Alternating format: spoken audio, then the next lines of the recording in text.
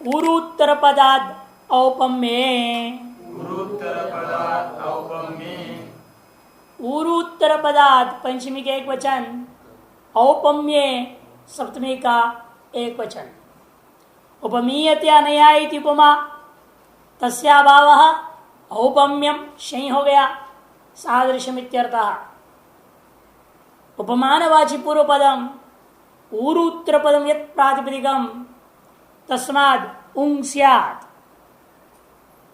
उपमानवाची पूर्व पदम या ऊरूत्र पदम यत् प्रातिपदिकम, उपमानवाची पूर्व पद में हो और उरु यह शब्द उत्तर पद में हो, ऐसा जो प्रातिपदिक है तस्माद उससे उंग प्रत्यय होता है स्त्रीत्वक्षा में। करभौ इव ऊरु यस्याः सा करभोरुः। करभौ इव ऊरु यस्या, करभौ किसको कहते हैं? मणिबंधाद आकनिष्ठम, ये मणिबंध है, ये जगह को बोलते हैं, जहाँ कलाई बोलते हैं ना आप लोग इसको, कलाई उस क्षेत्र को मणिबंध कहते हैं। यहां से आकनिष्ठम मैंने कनिष्ठ अंगुली कौन है? अंतिम अंगुली, उसकी जो मणिबंधाद आकनिष्ठम करस्य करभो बहिः, अमर कोशकार कहते हैं मणिबंधाद आकनिष्ठम करस्य करभो बहिः। हाथ का जो बहिर्भाव है, बाहर का जो हिस्सा है, ये जो एंगल में बन घूम रहा है, ये जिस ढंग से है, हर आदमी का अपना थोड़ा अलग अलग होता है, जिसका जिस ढंग का है उस तरह सुंदर हो, वैसे ही ये ऊरु जिसका, जिस स्त्री का। करभौ इव ऊरु यस्याः, ऐसे आकृति वाली जांग है जिस औरत का, उस औरत को कहेंगे करभोरुः। करभ औ ऊरु औ स्था, बहुरी समास कर दिया, प्राज संज्ञा सुबलुक हो गया, करभ ऊर्ग जो गुण हो गया करभोरु। इससे आपने अब स्त्रीत्वक्षा में उंग प्रत्यय कर दिया, उंग प्रत्यय किया तो करभोरुः। पुरुष का भी हो सकता है ना, पुल्लिंग में भी चल सकता है, करभोरु यस्य, जिसका खुद के जांग जो है अपने करभाव के समान है, सदृश जांग जिसका, उसकी आकृति बहिः। करभोरोः संहिता सफल लक्षण वामादेश्च,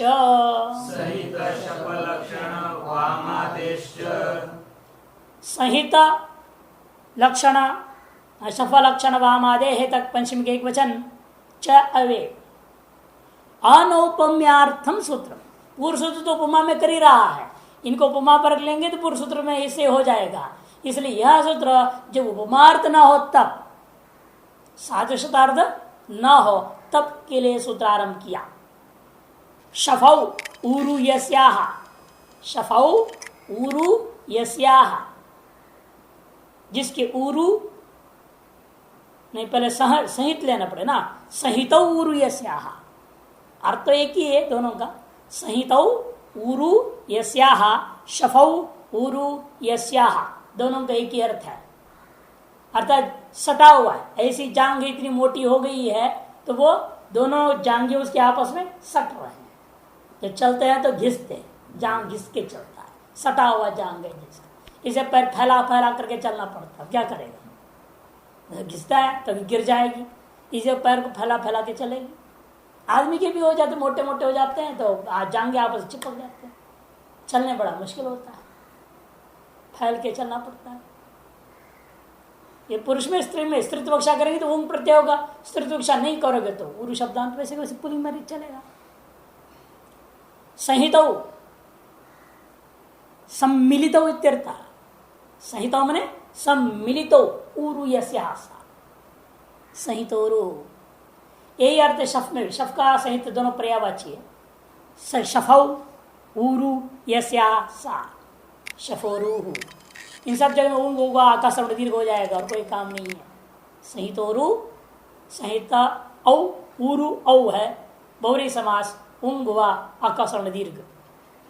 शफौ ऊरु यस्याः सा लक्षणोरुः, लक्षण ऊरु यस्या, जिसके ऊरु अच्छे लक्षण वाले, जिसके जांग अत्यंत सुंदर और लक्षण युक्त है, चिन्हों से युक्त है।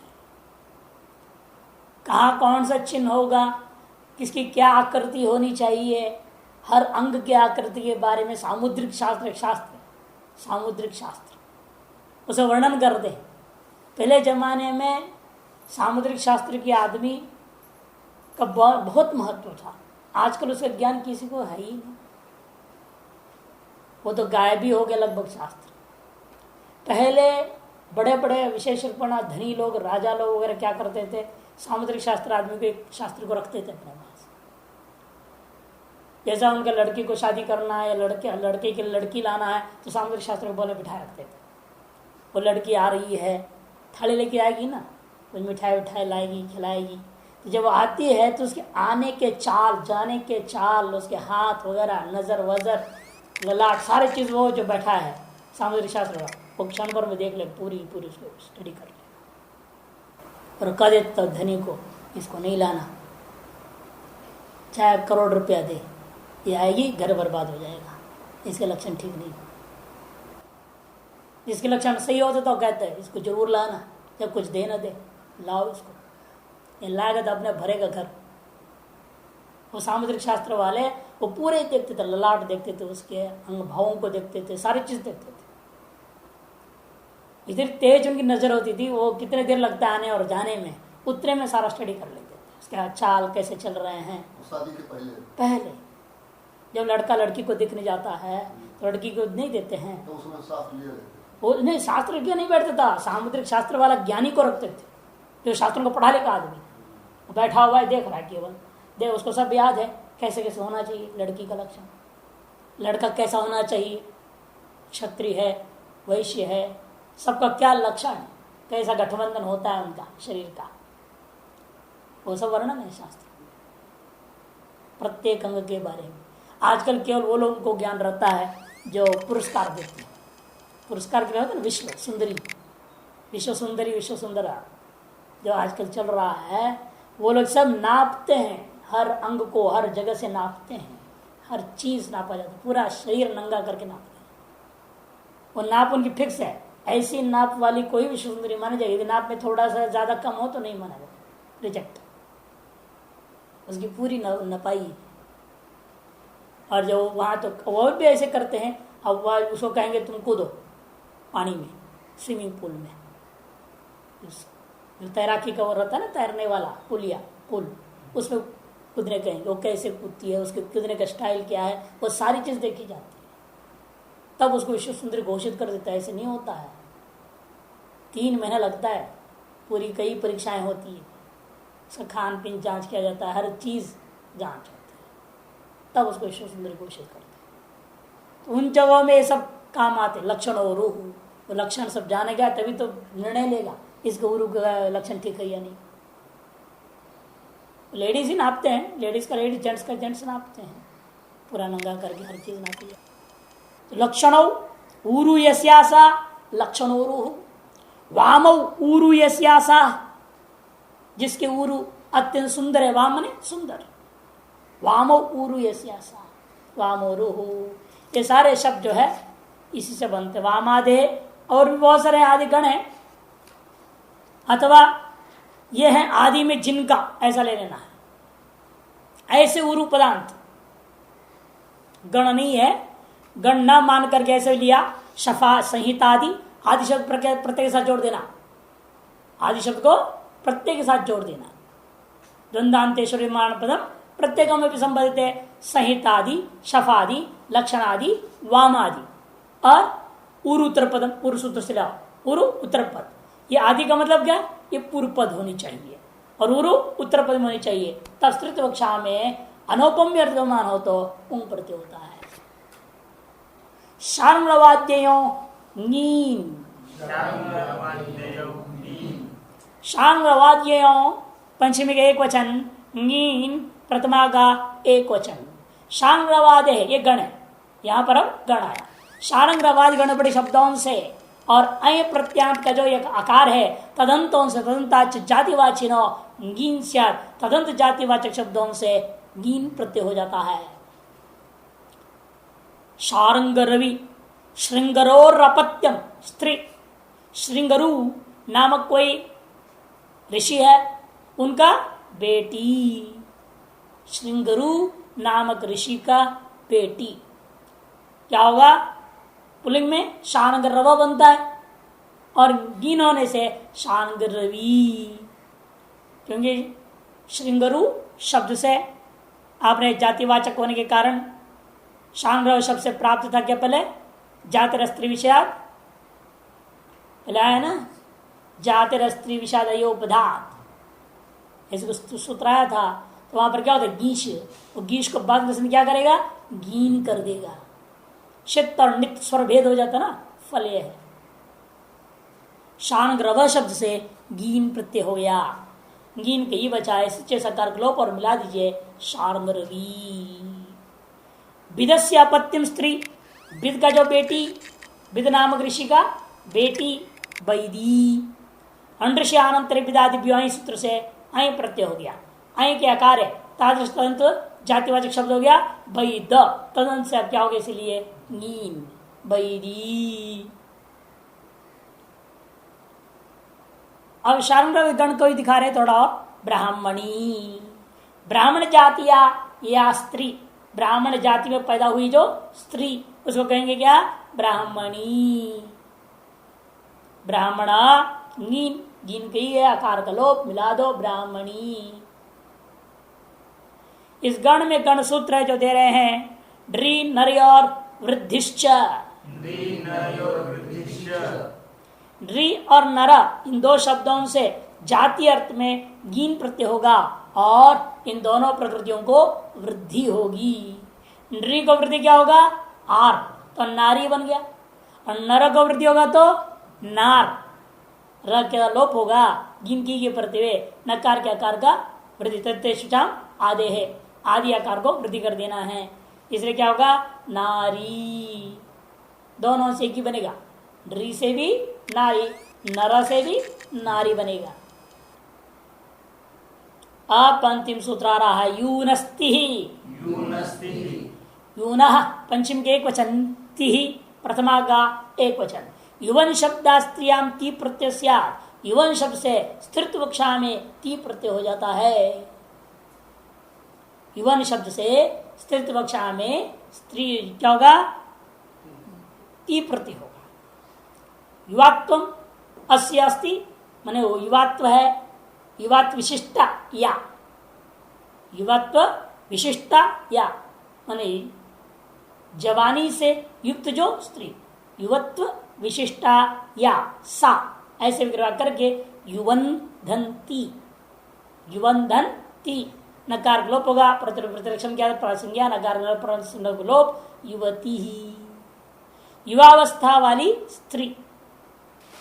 स्वादिष्ट सर्वनाम स्थान से पूर्व पद की संज्ञा होने पर प्रातिपदिक अंत से नलव प्रातिपदिक से नकार का लोप हो जाएगा। इन युवती दीर्घ इकार का भी रूप बनता है, दीर्घ इकार का भी युवती शब्द बनता हो, कैसे बनेगा फिर?